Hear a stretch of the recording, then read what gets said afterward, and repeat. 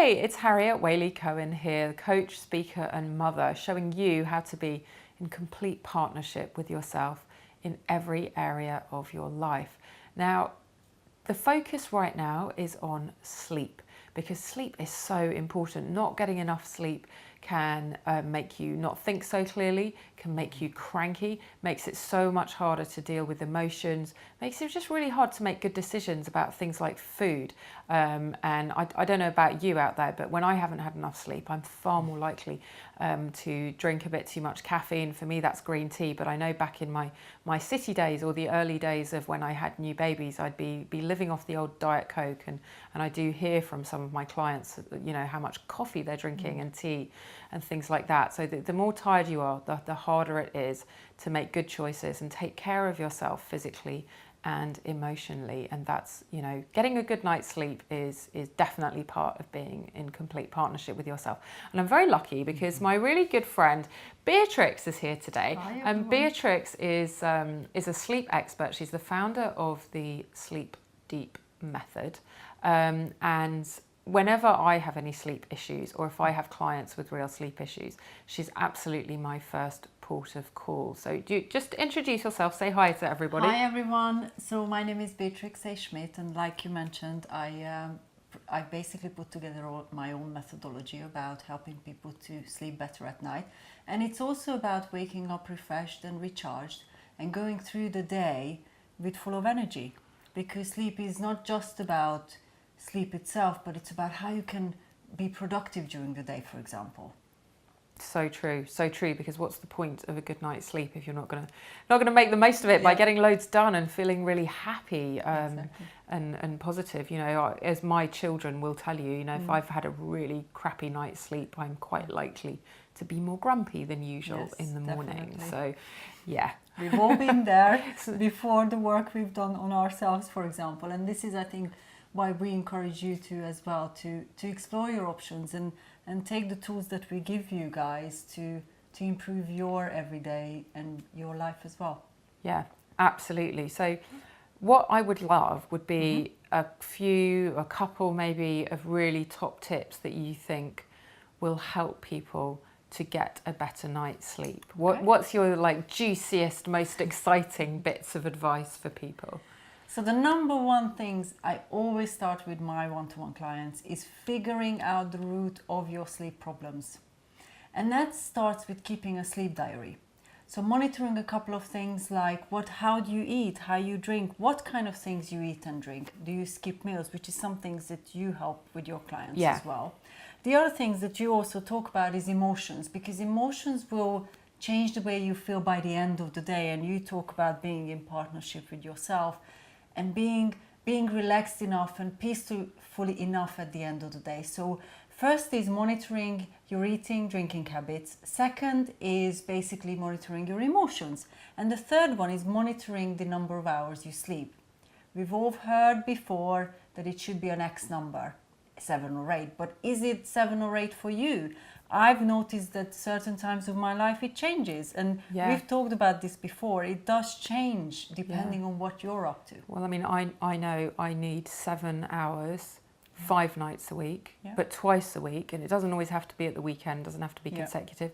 I need 9 hours sleep just to beef me up a bit. And I have a client I work with who identified through the kind of things you're talking about, sleep diaries, that she needs 7 hours and 20 minutes every night, and that's what she needs. And I loved what you just said about emotions, because I don't know about you, but if you're feeling upset, if you're feeling angry, or you're feeling overwhelmed, right? Like you've got a million things you need to do the next day. That's the exact opposite of the right emotional conditions for going to sleep. And quite often I will make a to-do list before I go to bed, so that I don't get woken up at 3 o'clock in the morning by the voice that goes, don't forget to do this and don't forget to do that and because otherwise, you know, you wake up and need the bathroom, and rather than going straight back to sleep, you start thinking about all that stuff. Absolutely. So, And I think one of the other things that I would like to add to that is also looking at taking regular breaks during the day. And this is something we've talked about in the past, is take time out for you during the day. You know, a lot of people eat lunch at their desk, and if you just move away from your desk, for example, and take that 5-10 minutes little break, it's going to change the way you feel the entire day.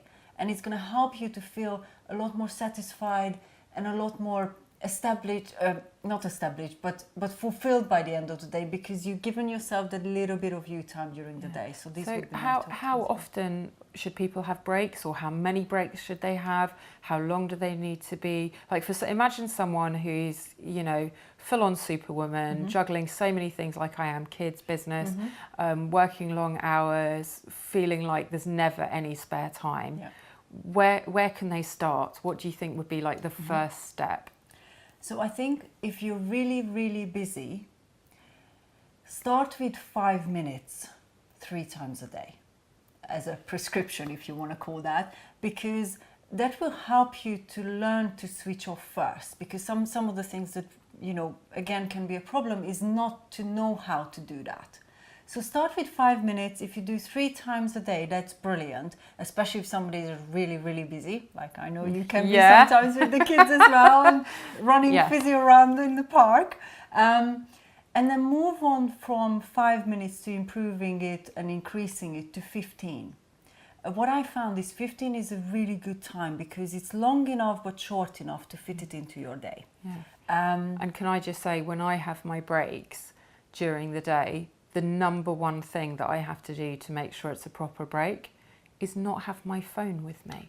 Because if I have my phone with me, I'm not actually having a break. I'm, you know, staring at the screen, taking in all the toxicity, plus also, you know, multitasking. It's like, oh, I'm having a break, I'm having lunch. No, I'm not. I'm on Facebook, I'm checking my emails, I'm all that stuff. So for me now, things like when I take Fizzy, my puppy, for a walk in the park, leave the phone behind. And that makes, it's almost worth triple of what a walk with the phone. So I would add that. Definitely. So breaks, that's something that people can do right away. And how does having those breaks impact a night's sleep? Like, let's say someone who's never had any breaks, who's exhausted running the ground, and then they start having 5-15-minute breaks every day. So what happens is, when you start having breaks, you start to learn to switch off quicker, or just start to learn to switch off.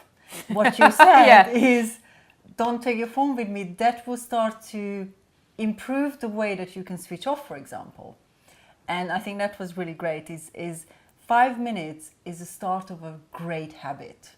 And how it's going to impact the sleep at night is because you're going to be able to switch off during the day. It's going to be easier to switch off for you at night, because you're already accustomed to it. And you can already say, okay, well, this is my time. I am going to sleep. This is not about catching up on the phone or whatever. And that starts with those smaller breaks during the day.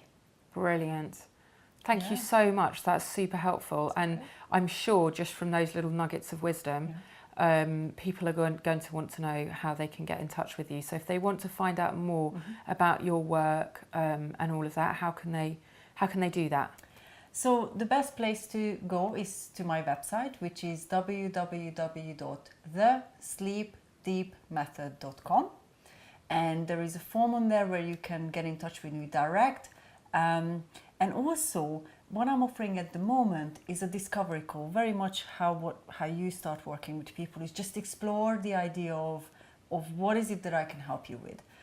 Again, the form is on the website. So I think the website would be the best way. Or reach out to Harriet and she will get in touch with me. Definitely. And it's something that I do with a number of my clients at any point in their program, or even at the discovery call stage, which is that if I feel that I'm not the best person to help them, or that at some point there's some part of something that I think someone else is better, then I'll you know, I can send them your way. Thank basically you. For people with sleep problems. So that's an insight into the beginnings of getting much better sleep. Take some breaks, leave your phone behind, keep a diary so that you start to figure out if there's any emotional food or drink things that actually do have a really big impact on your sleep that you hadn't identified so far. Let us know how you get on with that. I would love to know how you get on with it. And that's it for us. Thank you so much for being on my channel. That's great. Thank you for the opportunity. Bye-bye. Bye.